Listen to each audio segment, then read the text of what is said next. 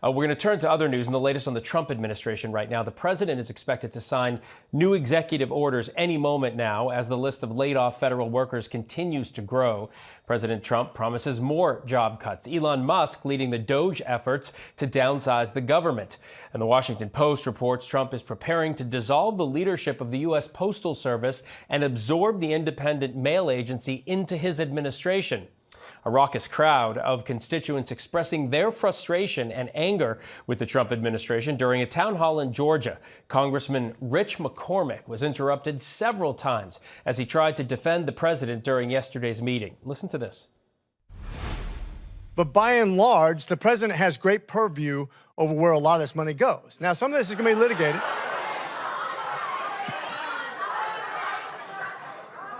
I'll pause whenever you want, and you can go and yell all you want, but I can't understand 10 people, let alone 100 people at once.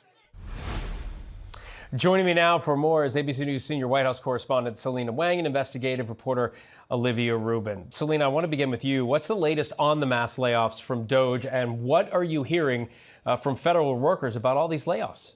Yeah, there's been a lot of chaos here and confusion, and I've been hearing from federal workers that they believe these firings are indiscriminate, that they have not been targeted, and they believe that the government is essentially taking a chainsaw, cutting out these probationary workers, even if they are serving in critical roles. Now, we're learning from two U.S. officials that the Pentagon has temporarily paused their plans for mass layoffs as they examine the potential impact that this could have on military readiness. So the Pentagon has tens of thousands of probationary employees who are people who've been hired more recently between the last 1 to 3 years. So this could potentially have a huge impact on the Pentagon. So those reviews are still ongoing. Now, we've learned from sources, meanwhile, that the FAA has been undergoing these layoffs and that more than 100 people have been laid off. We've been speaking to some of these folks who have just lost their jobs, and they believe that this could have an impact on public safety. I just want to read to you a quote from what one worker told us, saying that, quote, "If we're no longer there to create the maps that air traffic controls are using," so this is an employee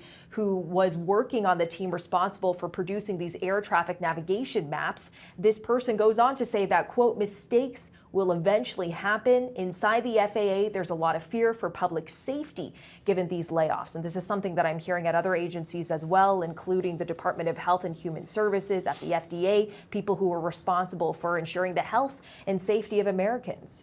Olivia, we're seeing pushback, as we just played from one of the town halls, from county Republican lawmakers across this country who have been pretty pro-DOGE. But I'm wondering if scenes like the one we just showed could perhaps change some of that.